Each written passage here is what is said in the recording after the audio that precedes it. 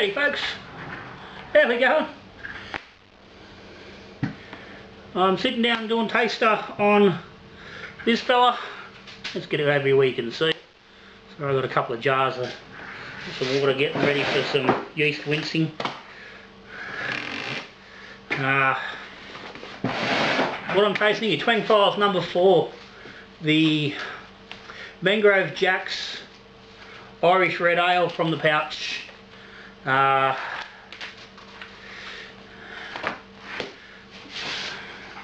Now, this fella's been kegged. Kegged on the 3rd of May, so we are 2 months. We are 2 months in.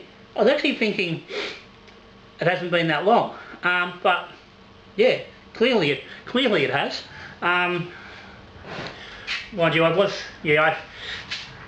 I did do a little bit of a chat on this 2 weeks back when I was doing the brew day on the latest Twang Files brew, the Breeze extract in the plastic tubs, because it's looking at a similar sort of thing, whether the Twang is associated with tins and not other methods. But I did sit down and I had planned on doing an actual proper tasting a couple of days after that, but I've been fucking sick as a dog for the last week and a bit. Just come good in the last 2 days. So, but the son-in-law has been smashing this in the last sort of 2 or 3 weeks. It didn't go I didn't put it into the fridge until the 26th of June. So that's like close enough to 3 weeks ago. He's been smashing it since. He was really liking it, and I've just in the fridge, and I think there's probably only 3 or 4 beers left in there. So, but hang on, and I'm looking at what videos I haven't done, tastings, and bang, there it was. I said I thought I had another couple of weeks to go, but anyway. Here we go. This is how fucking chaotic things have been around here for the last little bit. But anyway, let's get on to it. I don't want to drag this out for too fucking long. So Mangrove Jack's Irish Red Ale in the pouch. We all know the pouches, they're foil. You cut them open, the malt's in there. You get some yeast in the pack. You get a decent yeast actually in the pack with them, which is a good thing. I think I commented when I was doing the brew day, I hadn't done much in the way of these bloody foil packs, which was, let's just say bullshit, because it was bullshit. But anyway, this brew, I brewed a batch up, 23 litres, 400 grams of light dry malt, 700 grams of Dex. Now the pouch instructions were talking, if you go back to brew day, you'll see either it was like a kilo of dextrose or 1.2 kilos of of malt. We did a bit of a mix of both. Original gravity 1046. So we pitched 1 packet of the Mangrove Jack's M36 Liberty Bell yeast and fermented at 20 degrees. The end of 3 days it was down to 10-12.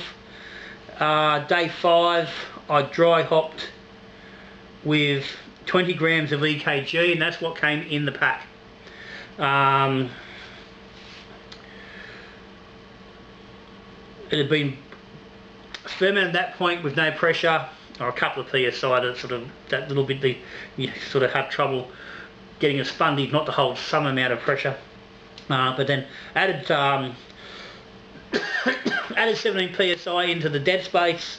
Took another gravity, was still at 10-12. So at that point she'd sort of finished. It sat then for another just over 2 weeks. That was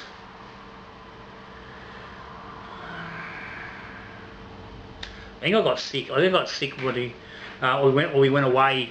The weekend was meant to get bloody kegs, so it sat for a little bit longer. But anyway, ABV 4.4% straight from the keg off the fermenter.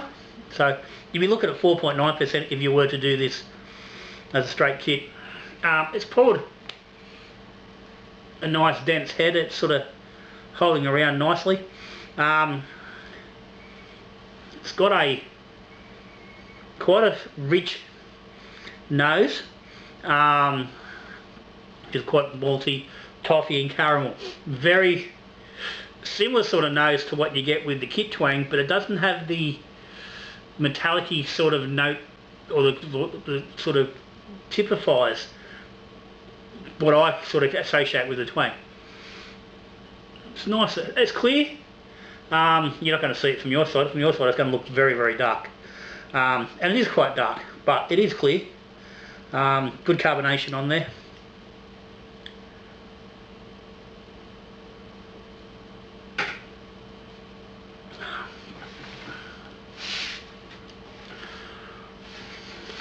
It's malty.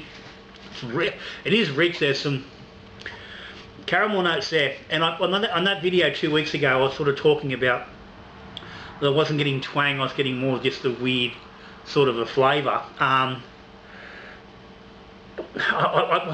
Look, I've really got to pull back on that comment and go, it's twang. I think I was trying to convince myself that it wasn't, but the reality is it is. It's that overly sweet, caramelly, malty note that comes along with, that you get with the Twang. I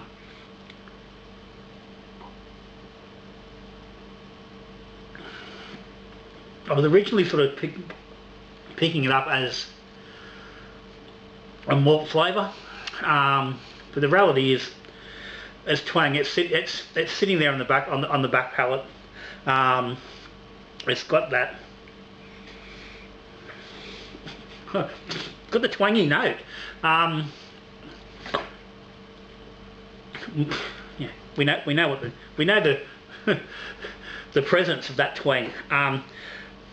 It's not massive, and like I said, the young fellas mashing it.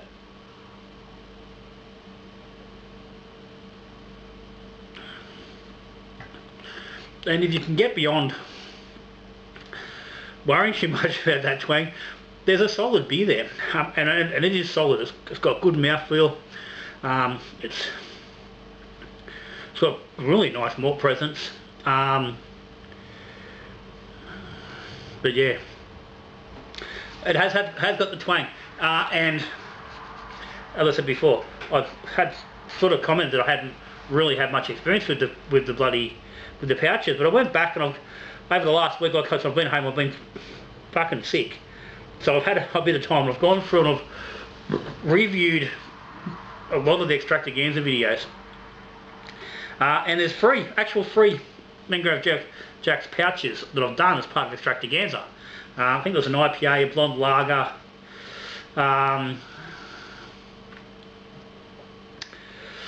can't remember the other, but watching the reviews on those, two of them I was very, very unhappy with the quality of the actual beer that came out of them, but all three I commented about the twang, and two, I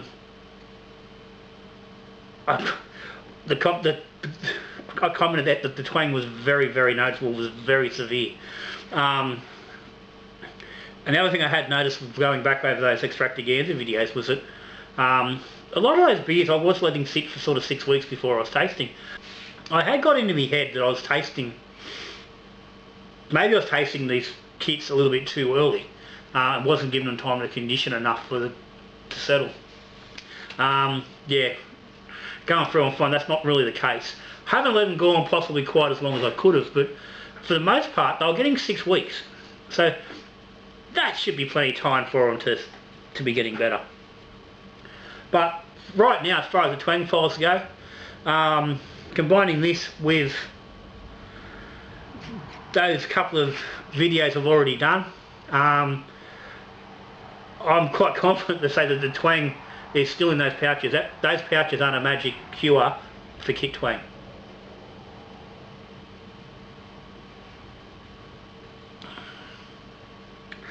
So at this point, that's pulling the twang down to being very much extract driven, as opposed to packaging, which is where I was starting to sort of lean a little bit. But yeah, I'm not going to go any further on that because I'm getting close to the end. I sort of just kegged up that Bruce unhopped extract yesterday, and the reality is that's probably the last brew that's really going to have any great impact on the Twang files themselves. I do want to do a aged extract, but I have recently, thanks to David Hall, he linked me up to a brewlosophy experiment on exactly that, fresh extract versus old extract, and that was using the Bruce extracts, and he got the result that everyone sort of expected: a darker beer in the older extract, but basically similar sort of flavour across both beers, and that's sort of some of the results I've been getting. But that's the beer that's coming. I said kegged yesterday. There's still the Black Rock Lager, which was fermented with 05 and London, I think it was, Windsor. An English and an American yeast anyway. Anyway, I actually bothered to turn a page, I could probably tell you, because I've got it right here. Windsor at 05. I didn't tag this as a Twang Files brew, I just ran it through as an extravaganza brew, because it wasn't really focusing on anything particular Twang wise, but it was based on, I've had people comment that they were being told to use a English style yeast on your kits because you'll get a better result. So that's another one that's got to get tasted soon. It's sitting here, it's waiting to get into the fridge. As I said, this fella, I dare say, will be dead by the end of the week. And I can get that one on. So stuff can move around. So that's all good. But anyway, we've still not found an answer to the Twang. I've got a couple of tasters still to finish off. Then we'll be looking to I'll be looking to wrap up the Twang files and give a full review and blurb on what I think's worked, what hasn't worked, blah blah blah, what I think you can do going forward. But right now,